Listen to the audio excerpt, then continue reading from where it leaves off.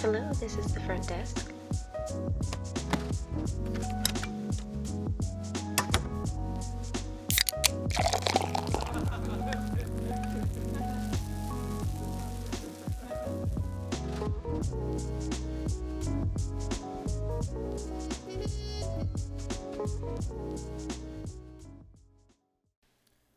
Good morning and welcome to another episode of the Crackin' Backs podcast with the hosts Dr. Terry Wyman and Dr. Spencer Barron. How you doing this morning, guys? I'm doing great, Lance. Ready to go. Yeah, Lance. It's great to hear. So today we are joined by Deana Kerns, a longtime patient of Dr. Terry. She's a domestic technician and mother of four and an aerial Pilates teacher, but I don't think we'll be talking much about that today, are we? Probably not. Maybe. But she's the mother of an amazing kid, and that's what she's here to tell her story about. You know what? Good morning. Good morning, Dan. Passion and parenting. That's what it's all about today. And you know what? You probably are wondering why you're on the show and why I asked you to be on the show. But you know, Dan, you're a mom of one of my favorite all-time patients, Vaughan. And we're here to talk about the relationship, everything about that, and what makes Vaughan so amazing, but also the struggles and what you've gone through as a mom. And I think it's such an inspiration for all moms and dads and parents to hear your story. And so let's start off with who's Vaughan and tell me how he changed your life.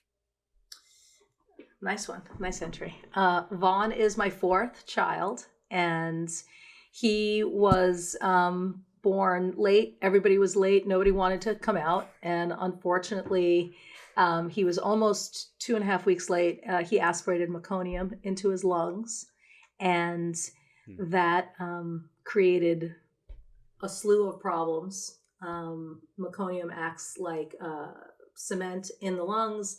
It damaged his lungs. He couldn't breathe. We had him at a small hospital in California, and then they had to ambulance him to the bigger hospital, and they did whatever life-saving techniques they had. After 36 hours, they said, "Oh no, we're losing him.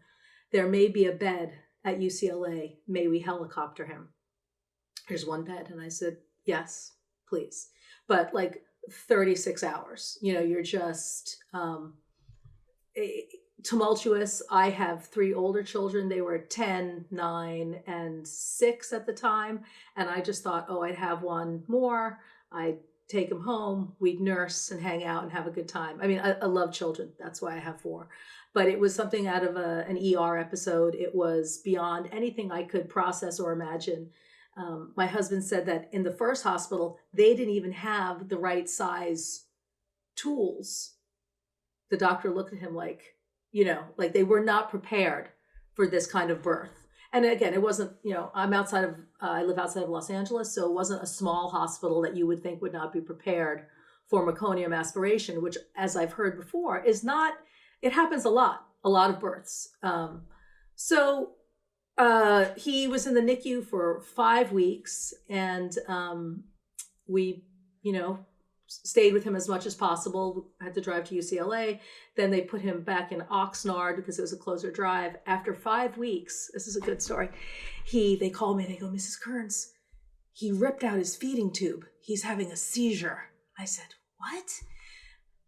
Like, okay, so we're gonna take him for a CAT scan and a this and a that. Nothing. He was not having a seizure.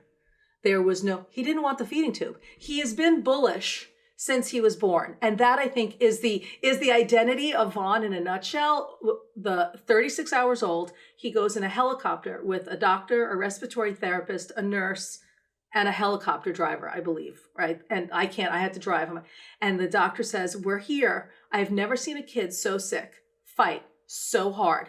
He was like trying to get a cat in the box to go to the vet. And I just went, wow, like this has been Vaughan's spirit, like from the beginning, just this intensity and this commitment, I guess, for lack. So they tell me he's had a seizure and they're going to try to put the feeding tube in, which he will not allow. Now I've been pumping milk for this child that they are supposedly giving him. I have 3 freezers full, mine, my sister-in-law, and my mother-in-law's. And they said, well, you can come in and you can try to feed him. They finally let me take my son home at almost 6 weeks after 2 days of them proving that he and I could do breastfeeding and that he could gain weight. And he went home with an oxygen tank, which he was on until he was 3 years old. And, you know, being a parent of a kid who's medically fragile and a kid who comes in with all these things that you cannot be prepared for, you just can't be prepared for. I think the hardest thing was finding the balance of my own strength and knowing what was right and listening to experts, because it's really a balance. You know, when they said to me, they said, do you want us to helicopter him? I'm like, what do you mean? Like, is this an option? I mean, yes, please. Wow. So at 6 weeks, he came home on oxygen. And then we had a pulmonologist who, I don't know if this is all the detail you want, at about 3 months, let's see, that was March. So probably August, 4 months old, we decided we'll go to Big Bear. And he has a seizure at the top of the hill. And this doctor says to me, whatever you do, don't stay there. The medical, I hope I don't get anybody in trouble, but the medical system there is not meant to deal with anything like this. So get off the hill. So we had the oxygen tank in the back. We put it on. We're driving to the bottom of the hill. We then end up back in the hospital to check him again and see what they can see. But to be quite honest, I sort of bullied the pulmonologist in the beginning to sort of take him off the oxygen because I didn't see the point. Afterward, the guy said to me, I've never seen a case of pulmonary hypertension. I thought he had asthma. I'm like, what is going on here? Like, it was just... So after that, we got recommended to Children's Hospital, which I believe if you have a child that has medical issues, you should find your local Children's Hospital and go there, because like an ER, you know, ER sees all of it, right? So like a regular hospital, they don't see these things. They don't know, but a Children's Hospital, that's what they see. All of the most extreme, top tier cream, so to speak, of medical issues. And we got great doctors there. And at that point, they said he has to stay on oxygen. And he had a pulmonologist and a cardiologist. And the lungs are like this magical mystery thing, you know, like you can't really see in there. You don't know how they're working, but we know they have to work for us to survive. The pulmonary hypertension is created because the alveoli in the lungs are not working. So pressure builds up because it can't release, which then put pressure into his right ventricle. So we would go regularly. And in the midst of this, I have 3 other children. And you're trying to live a life, right? So we were lucky enough to have regional center come in, and they offer services to kids who are high medical risk. And of course, he was developmentally delayed with all of this trauma. I mean, just the trauma alone, now that we know so much. I honestly feel like 16 years ago, we didn't know as much about trauma as we do now and how it impacts us physically, spiritually, mentally. Like now, I think it's really cracked open in a way, or maybe I just wasn't investigating it like I am now. So we had specialists come in. I got really lucky with caring people who, you know, when you have a special needs child or medically fragile child in the beginning, all it is like, he's not doing this. He's not doing that. He's not meeting every milestone that every parent embraces in the book when they're babies. He's not doing any of it. And it's a real moment where I'm an optimistic person in general, but this was a hit for me on a level that I cannot express to you. And as parents, we know that we're modeling. So I have 3 other kids who are looking to me. Is this okay? Like, what's happening here? What do we do? And so I looked at him and I said, it sounds stupid. We're ignoring that. we are going to focus on that which he can do, period. And we're going to celebrate it, and we're going to exacerbate it, and we're going to lean into it over and over and over. Because the alternative, which is you're not this, you're not that, you're not here, you're not there, to be put under that kind of scrutiny, as far as I was concerned, who can thrive in that? It's like putting a plant in a room with no sun and saying grow. It doesn't, So I met a woman.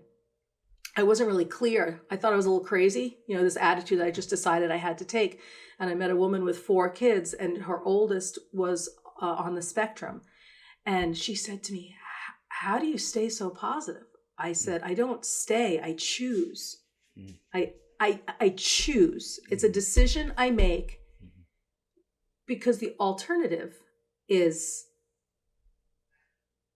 debilitating for me and for him. Deanna, I want to mention that, I don't know you except from a video that Dr. Terry shared with me. And I will tell you that, and that video everybody should see, because it really delivers the impact of what being passionate about parenting is about. Now, for those listeners who don't have kids or anything like that, those actually, I've seen pet owners more passionate about, parenting than their own children.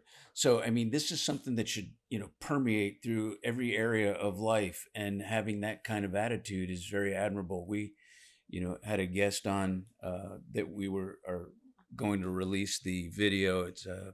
It's about a dad who took care of his cerebral palsy child, and it's very moving. So there's a common theme, and that passion is something that we really want to elaborate on. Having a child with disability, obviously you had some obstacles to overcome to get a point across to the listeners and the viewers. Your daughter described your son as that he was the size of a Coke can when he was born. And you want to deliver a metaphor to the audience. To me, that, that alone is an obstacle to hurdle. How did you overcome these? What did you say to yourself, or what did you think to yourself to overcome any kind of those obstacles that came up? Love. Love. And he didn't choose this. He didn't choose to aspirate the meconium. He didn't choose. So there's no and acceptance, I guess love, acceptance, and no blame. You know how we blame people? Oh, they made a choice. There was no choice here. This was his entry into the world. And I accepted him as soon as possible for exactly who he was. Now, in the beginning, there's a thing where, you're going to get therapy, and you think somebody's going to fix your child. And if you get stuck in looking to fix your child, you're not loving them or accepting them. It's very different, the interaction. So at one point I just decided, this is who he is. This is what he can do. And this is, and I'm just going to keep going back with love and correct where I can and accept him. And again, unconditional love, we all talk about that. It's probably harder in actual practice. I have. Go ahead. Did you ever do the why me thing that played the victim? Yeah, totally. But it's such a waste of time. And I'm not saying that we shouldn't go there. There have been moments where I went in my bed, I put the covers over my head, I could not deal.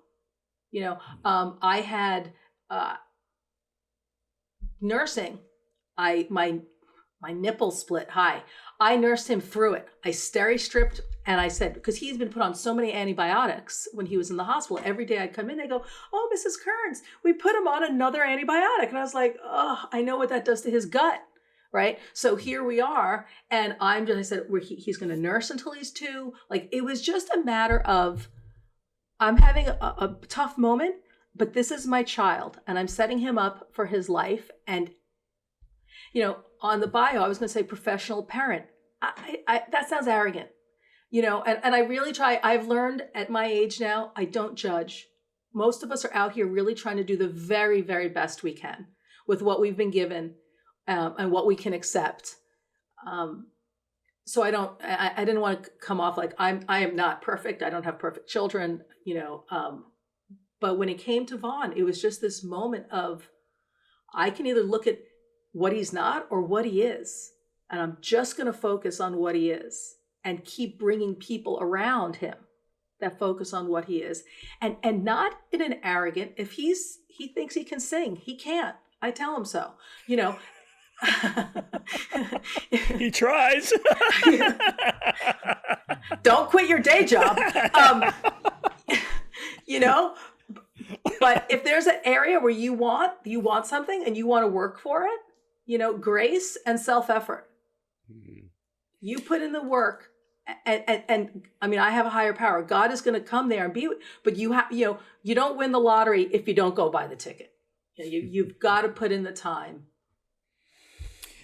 Did you have personal challenges that, what was your strategy? I love the fact that you described yourself as a domestic technician. I don't know if anybody caught that in Lance's description of your that is beautiful. I love that. That was great. So I applaud you on your domestic technician certification. Thank you. So I worked hard. Right. What were the obstacles that, or what was your strategies? Of course, these are personal for you, and maybe they will resonate for others, but that you would either say or do or think or feel to get you through some of those challenges? Well, the hardest one, I think, for most mothers is to do something for yourself consistently, like making a date with yourself. Do something, because you cannot give if you're completely empty. You just, or you can, but it's bitter and it's unpleasant, and which is hard for me. Balance was always hard, but when I had him, I had to find little moments to just get a little space, take a walk, take a few minutes, nourish myself in a way that I can take care of myself and him. And, trust and verify, because when you have a special needs kid, you're going to have a lot of people come in and they're going to assess your child for an hour or an hour and a half, and they're going to tell you who your child is. They don't know. They may know the sliver of their field, whether it be occupational therapy or speech therapy, behavioral therapy, but they don't know your child. And when you are presented with that situation and you feel so lost and you don't know why it's happening and you have no skill set, you are looking to have somebody tell you it's going to be okay, or this is what you need to do, or this is what needs to happen. And yes, that is a part of the pie. It is a part of the puzzle. It will serve your child. But should you just completely, I know a lot of people who have kids in school who want the school to fix, whether it's small stuff or, you know what I mean, like big stuff. Like, my son has the most services for a kid in high school. 2 weeks ago, the speech therapist wanted to say to me, well, it's a little odd that your son still gets so much speech services. I said, really? I said, and do you know why? Have you met him? I mean, so the advocacy portion is, all fired up now, Dr. Spencer. The advocacy, but again, I'm not saying to disregard experts, because again, I'm not a speech therapist. I'm not a physical therapist. I don't know I didn't know occupational therapy was a thing, right? But should I completely say, oh, Dr. So-and-so says about this about my kid? No. Because guess who spent every waking hour? Right? Every behavioral meltdown. No, especially with a kid who's nonverbal. We signed with him in the beginning because he couldn't talk. So we signed. And then when he got sounds, he wanted to drop the signs. Wow. So, what I did was throw myself into whatever Vaughan needed. I mean, it sounds like I'm not giving anybody a tool, but it's just full immersion in your child, accepting them as they are, and then, adding things in. But if somebody tells you something that is counterproductive to your child, you have the right not to listen. You and by the way, you have 3 other children too. So just, I do. It blows me away, and how immersing yourself and then also taking care of yourself, which is extraordinarily important. What I know, I hear that you're more holistic than most. I mean, you've been through all the mainstream medical approach. Were you always did you always have an interest in a more natural approach to healthcare? You mentioned breastfeeding. You were aware of antibiotics and what they can do to the intestinal flora and all that. Where did this come from, or did you do this after he was born? No, I had a mother who was always, she was macrobiotic when people didn't know what macrobiotic was. Yeah. She was vegetarian before it became a thing. We were never vegan, but she was always, health and wellness was part of how I was raised. And so that I carried with me. And then when you have children, I actually had a great pediatrician for the first 3. And he had a real natural health and wellness, holistic sort of bend. Like you could go hit the traditional way, or he would give you options. Mm-hmm. And one of my daughters kept getting lung problems, and we kept giving her antibiotics, and we kept changing. When one antibiotic fails, you go to the next one. And he said, well, here's a holistic regimen. It's going to be a lot more intense. She was 3 or 4, but she kept getting sick. And he said, you can do this, which will boost her immune system and just maybe create a different homeostasis in her body, as opposed to her constantly getting sick. I don't want to get into medical stuff. I'm not a doctor. I'm just a mother.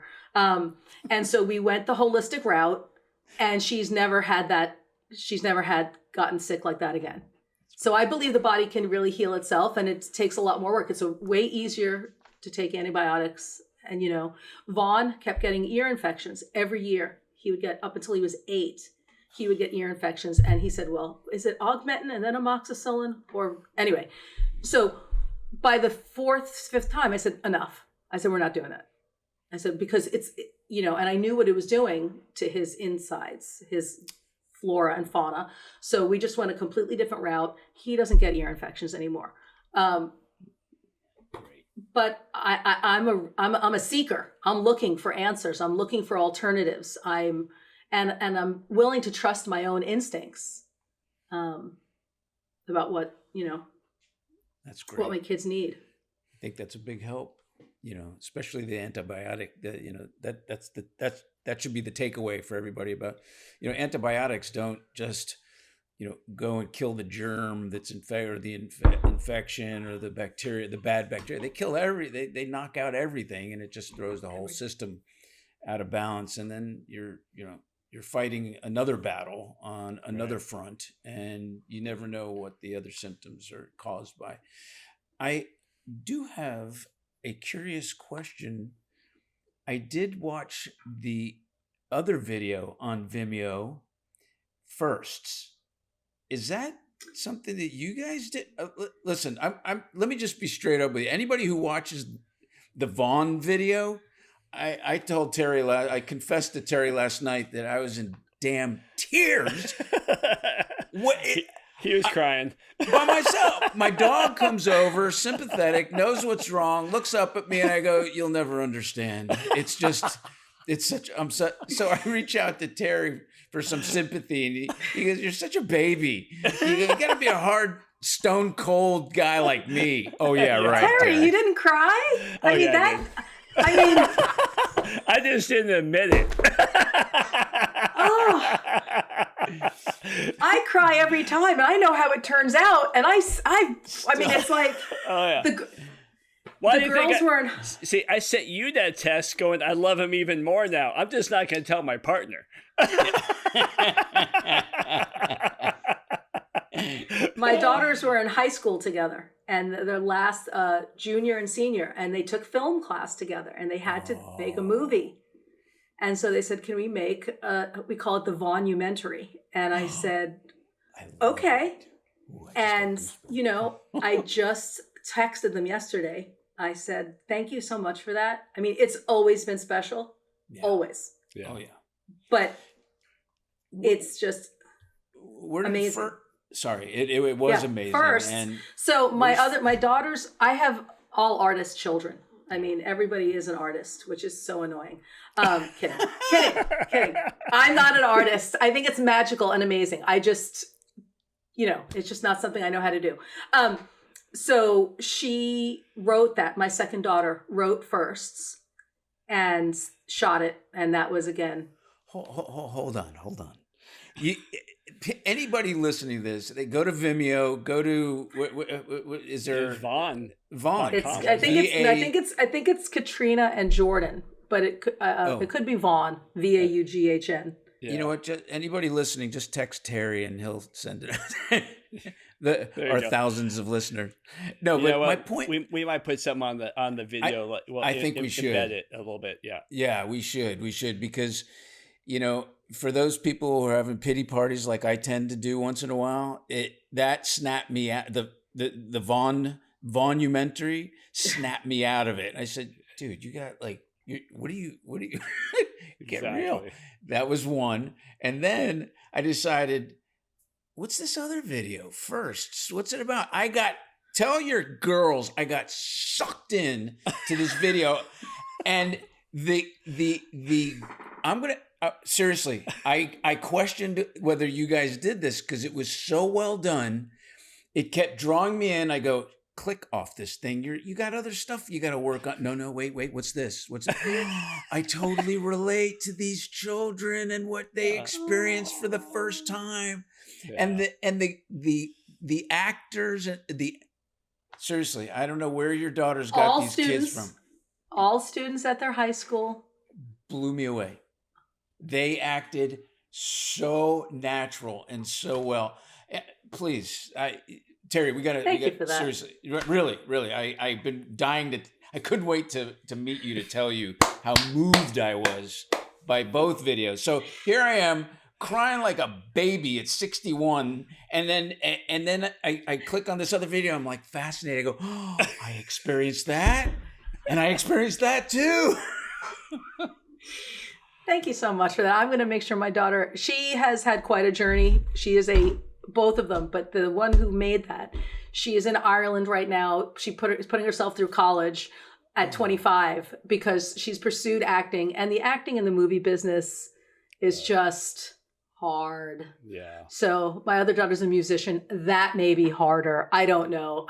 They're such strong women. Yeah, they are. To go out and pursue this dream. And, because everyone says, "Oh, well, everything's on. You can release your own music." But because you can release your own music and release your own art, no one gets seen. Because everyone's released. So it's like good and bad. It's like everyone's special and nobody's special kind of thing. But thank you for being taught. I mean, she's going to be thrilled because. Yeah. Oh, please. And she deserves that kind of.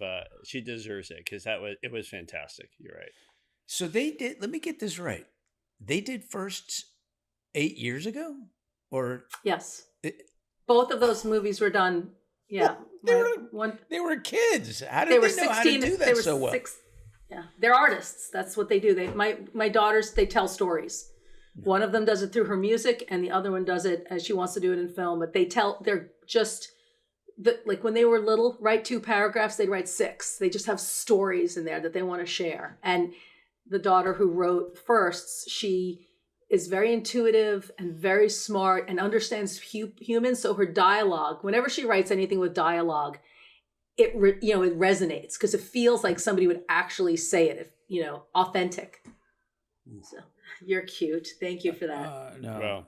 I know this is about Vaughan and your passion for parenting, but I do want to recognize your other children for being pretty amazing. You know, I'm fascinated by it. They're very amazing, and I'm gonna lead into your oldest son, and so he's now coaching. Vaughan always was drawn. You'll learn from the video. We won't blow any secrets, but Vaughan was always drawn to balls and sports because he was going with dad and going with the kids and going all that stuff with sports. And he was always drawn, and he's really drawn to basketball. And now he's playing regular basketball for the high school team. And your oldest son is the coach. How's that to sit in the stands and watch that magic happen? Oh, that's great. It's pretty special. It's like, as you know, gratitude. What you were saying, Dr. Spencer, about getting out of your pity party. Gratitude. You know what I mean? Like that you just go to, like, what do I have? And there are special little moments. When all of my kids went to high school, there was a senior, a junior, and a freshman. I go, I'm so grateful for this moment in time, because this is the last time that the three of them will have this experience together. They will have to choose it as adults, but here it's right here. And the overlap, because two of them played basketball and two of them did comedy sports, which is improv. And now I watch, sometimes I'm at the gym and it's my husband and my son, my older son, and Vaughan. And they're all doing this thing that they love. And, you know, Vaughan he's about 108 pounds and 5'7" and very strong and wiry. And I said, why don't you wrestle, dude? Come on, that's your sport. I'm not doing that. I'm playing basketball. If it was a cult, we'd all be card-carrying members. Every night, my daughters have moved out, so it doesn't matter. It could be high school, college, NBA. It never ends. Do you know the two little guys in the Muppet movie, those two little old guys who sit in the stands? That's Anthony and Jeremy every night. But it's beautiful to see Vaughan, like, when you watch the movie, here's a kid who didn't walk on time, didn't crawl on time, can't cross lateral, like all of these things he can't do, but he can dribble because he wants to dribble. He's such a social person, you know, being number 4. He always says, oh, I wish I was number 1. I said, nah, dude, 4 is better. I always had children in my home, Nerf gun wars, Dungeons and Dragons. Like, I always had a full house for him to see, you know, how people are, to have community. And, you know, the hardest thing having a special needs child is finding community for your child. And K through 3rd or 4th grade is great. Kids are very loving for the most part. They're very accepting, but something happens around 4th grade where weird becomes a thing, or different. And it's important to, if your kid loves a sport or loves a craft or wants to be a Boy Scout or whatever they want to do for special needs kids, for you to find the time for this community, to make them a part of it, because, you know, things change and kids are kids, and, you know, it's hard for a parent to watch. But basketball was always a place where, now on the high school team, he's going to get minutes, 2, 4, maybe. But there are days where he shows up, and just his effort for these kids who can and will, you know, is a reflection, is a moment of gratitude. Like, he's had to work so hard for every word, every movement. Things that your brain just does, his doesn't. Hey, you have to send me that video clip. Spencer's this one recently that he was playing in the game, and they throw him the ball, and he's almost at the half court, and the guy guarding him is kind of looking at him and just kind of ignores him because it's like, I got this kid. And Vaughan sets up and does a shot and swishes a 3-pointer that's almost at half court. And the look on the kid guarding him was like, what the hell was that? And he looks at the bench like, because they're like, why weren't you guarding him? The guy's like, I didn't think I had to. And it was the most beautiful shot. And it wasn't a freebie. It wasn't like, let's make this kid feel good. Oh, no. It was a pass, dribble, boom, shot, three-pointer that was, I watched it. And when they came in, I'm like, oh, my God, that was like the best shot ever.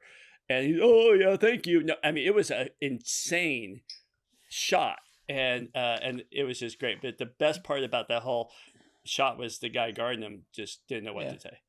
Deanna, it's interesting. You had, you were given options of what to do with your child, and once again, you picked the hardest route to take in the beginning, but yet look at the joy and the excitement. We're telling a story about Vaughan, and it's spine tingling. It's just great to hear things like that. I commend you on that, and I commend every parent that takes the high road, to managing very, very, very, very difficult situations. There's actually an interesting phenomenon, and before we get into our rapid fire questions that I'm going to share with you, but there's an interesting phenomenon psychologically that happens with very traumatic news. They call it impact bias, and you seem to have really conquered the experience.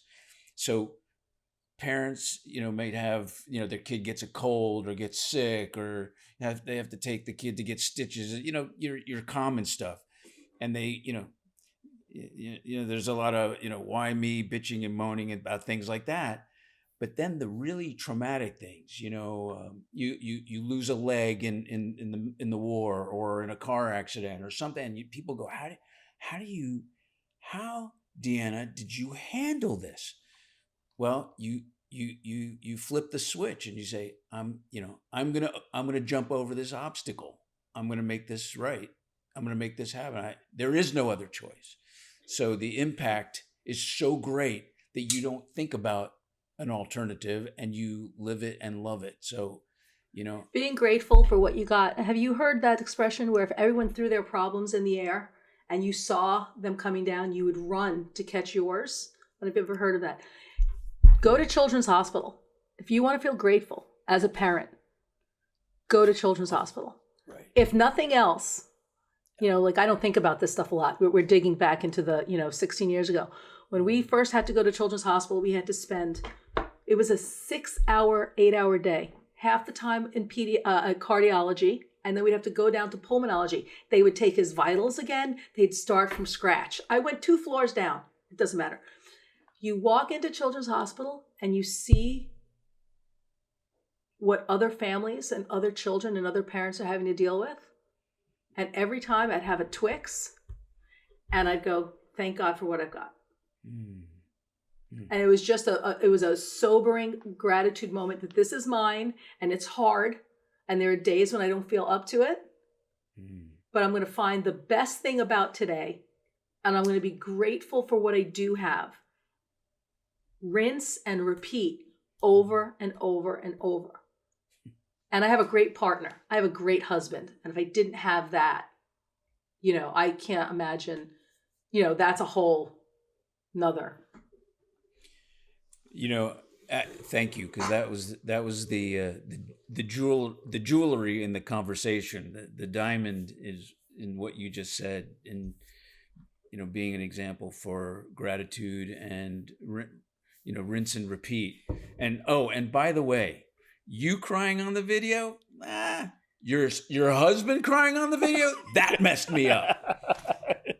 That messed me up. I go, she's crying. Everybody would cry in a situation like your husband and him sharing that. I went, oh, no, and the tears are running.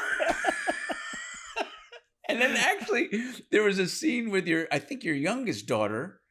By the way, your kids are absolutely beautiful. Vaughan is such a cute kid, and in the videos, but there was one scene. Your daughter's sitting on the chair, and she's her hair is down. It's the one, I don't know which one is which, but her hair is down and she's kind of looking down and she starts getting emotional. Now the older daughter, she was real cool, man. She was just, telling like it is. Yeah, Vaughan was the size of a Coke can. I won't forget that one, and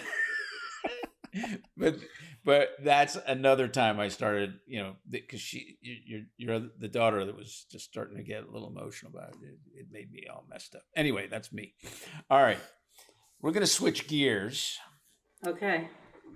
And we have a segment that we absolutely love. And you seem to be quick on your feet and good thinking, good quick answers are welcomed. We call it the rapid fire session here. I'm going to ask you 5 questions and you know the answers to them. You may have to think for a moment, but I'll bet you'll do well. Are you ready? Okay. Number 1, rapid fire question. In the midst of all the chaos, what still makes you laugh?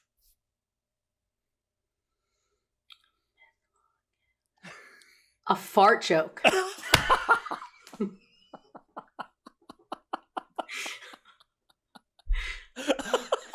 You didn't see that coming. No, I didn't. Oh my God, I didn't smell it either. All right, so anyway. That was awesome. Hey, Terry, let me ask you, just off the record, when a patient I can't farts, talk right now. what,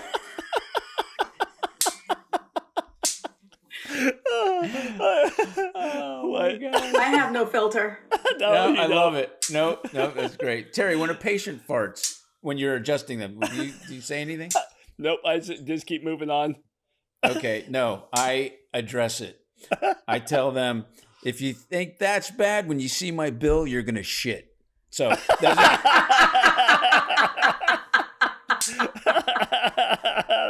I need to work with that one. I need to raise my prices and then work with that Yeah,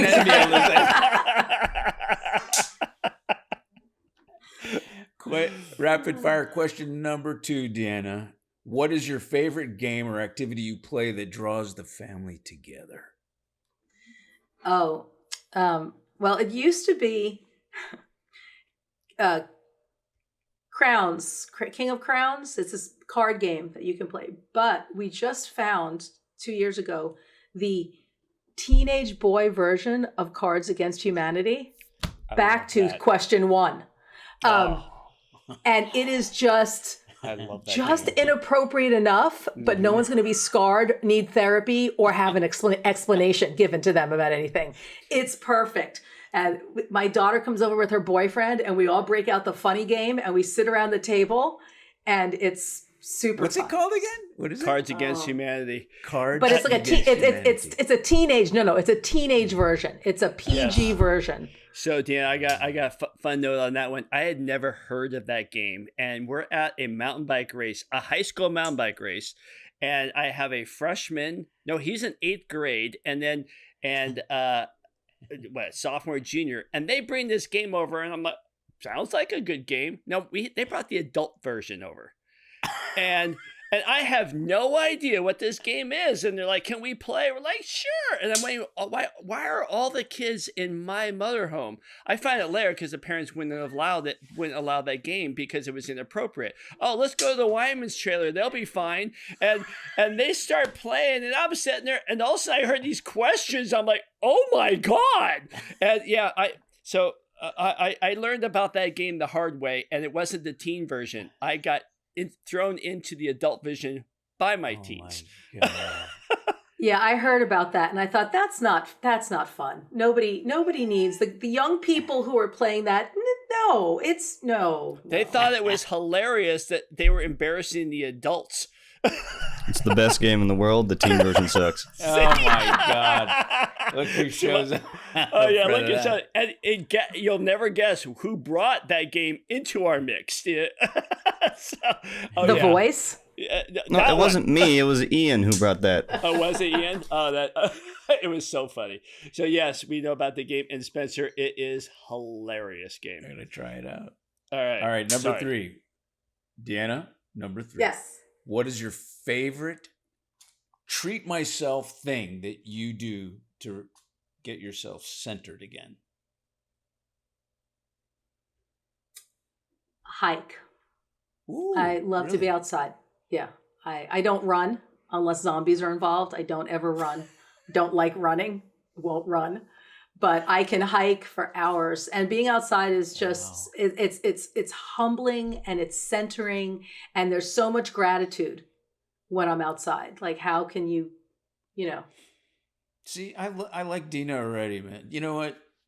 If I would have asked a South Florida girl that, it would have been getting a pedicure and shopping. That would have been that would have been the okay, never mind. That's another story. All right, question number 4. What's your favorite Okay. movie? Your favorite movie oh my goodness. other than Firsts? Of course, that's the first my favorite movie. Yes. I don't even know how to answer this. Okay. You really got me on this one. I could say all 3 High School Musicals, but that's because I am a parent of 4 children and I've seen them all multiple times. But I won't do that. I love West Side Story, Ooh, yeah. the original. Mm-hmm. That's a good Steven one. should have never redone it between us. Okay? Yeah. Yeah, that was, Just leave that's it a good one. alone. It's perfect every Yeah. time. Yeah, I love that. that's a good movie. one. I love that movie. All right. Question number 5 and last. Your favorite music that you jam to that really pumps you up. 80s rap. 80s rap? All of Terry, it. I would have never expected. I've learned so much about you. 80s Oh. rap? Oh my God. That's I'm hard. a New York 80s girl. I still have the musical taste of a 16 or 17-year-old. It's just, but I was in the car with the kids and I put Snoop Dogg on. My husband almost had a heart attack. He was like, "How dare you? Their brains put that." I was like, "Oh, good grief. It's fine." Yeah. Yeah. Oh, that's Yeah. fantastic. Oh, that's so funny. Snoop Dogg. All right. Before we close, I do want, because I know you well enough, and I do want to have the audience, get some good tools off this podcast, because you've always been, the thing I've loved about you, you've always been in fight and fought the bureaucracies of our school system, our health system, society just in general. And what advice would you give to others to change that can be done that's both realistic and achievable? We always hear we need to do changes, we need to do this, they need to do. Where are some thoughts in your experience of research that are achievable and that can be done tomorrow? Moving to Florida. Yeah. Amen. I Get think some- you should be in the kids' classroom. That I think is first and foremost. It can be an hour a week. It does not have to be a lot. I was in his classroom up until COVID. I was in middle school. They won't allow you in the classroom. So I was in the library once a week for an hour and a half, whatever. I was there. You get to see, in elementary school, you get to see how your kid's interacting, how the staff is interacting with them, how their peers are interacting. Are they included? Are they separated? When Vaughan was little, if his fingers were in his mouth, he was anxious. So I would show up a little bit early, watch PE, and I would know exactly where my kid was emotionally, even if he couldn't articulate it, by watching him interact. If you feel that your child isn't getting what they need, get an advocate. It will make your life so much better and so much easier. I wanted to be lovely with my child's teachers and the school staff, the team, the therapists.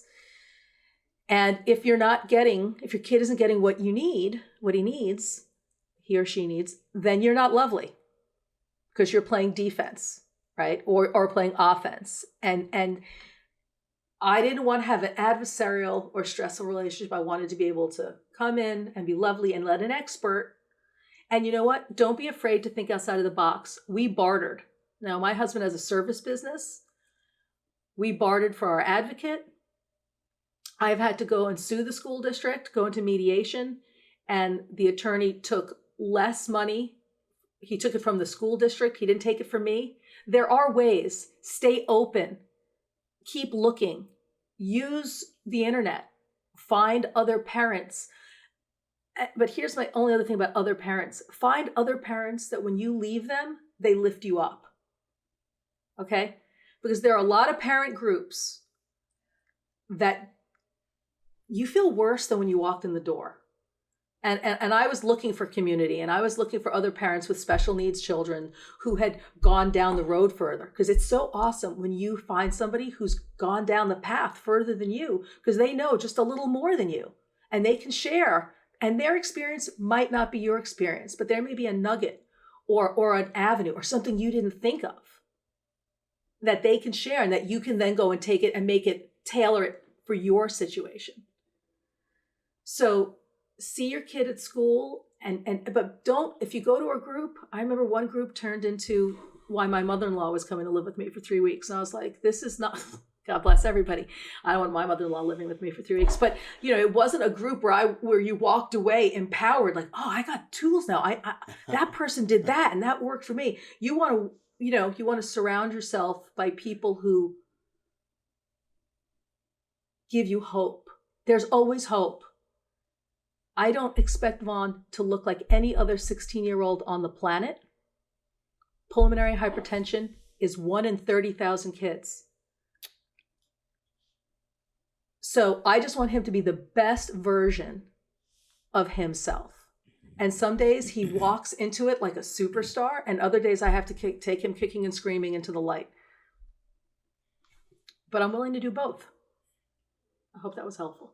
Yeah, no, actually, we're preparing to close, and you were closing beautifully because we want to provide people kind of a snapshot and a taste of what they can do to empower themselves, with any situation for that matter. Are there parents groups did you form one, or was there one formed in the school or outside of the school to support each other, or is this just like a one-on-one thing, or how does No, there are definitely groups. I know there's a group in my community, and I know other parents. I mean, Facebook. I know people.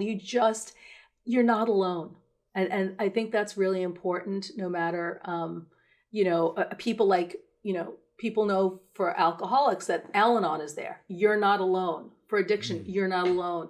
For special needs kids. But the thing about special needs kids is that each kid is completely different. Yeah. When you go into a special needs classroom, be okay with asking for what your child needs. Because when you walk into a special needs classroom, you have 10 uniquely individual people with 10 uniquely individual disabilities or combinations thereof. And what they will try to tell you is that this is what we have and this is good enough. Sometimes, maybe, but maybe not. I had to push, and I'm still having to push. Here we are, sophomore year of high school, with services from 3 years old. And the speech therapist, who I've never met before, because she's the third one in 2 years, in a year and a half because of COVID, wanted to say, well, that's highly unusual. Do you know my child? Are you doing me a favor? No, there's a reason why team after team after team for 13 years has said he needs these services. The only person, I will leave you with this, the only person who's going to fight for your child the way they need to be fought for is you. Period. But you know what? I think one of the most important things that may be a challenge for some parents is, number one, the idea of what you can fight against or fight for, and that's where community comes in. So a podcast like this with someone like you who has the insight, the fortitude, the creativity, the imagination of what can happen. Even when people are saying it can't happen or it shouldn't happen, or maybe we should question what's happening, and to be able to stand up, you have a voice. You found your voice. Some people don't, or some people just don't know. So I think this is even more important for those who have no idea what to do, and you're giving them an idea, a start to question authority, to question what's happening, question science. So thank you for that. Thank you for having me. You're welcome. You were great as Surprised always. me. I knew you'd be fantastic. Thank you, Dr. Terry. Nice to meet you, Dr. Spencer. Thank you for listening to today's episode of the Crackin' Backs podcast. We hope you enjoyed, and make sure you follow our Instagram at Crackin' Backs Podcast. Catch new episodes every Monday. See you next time.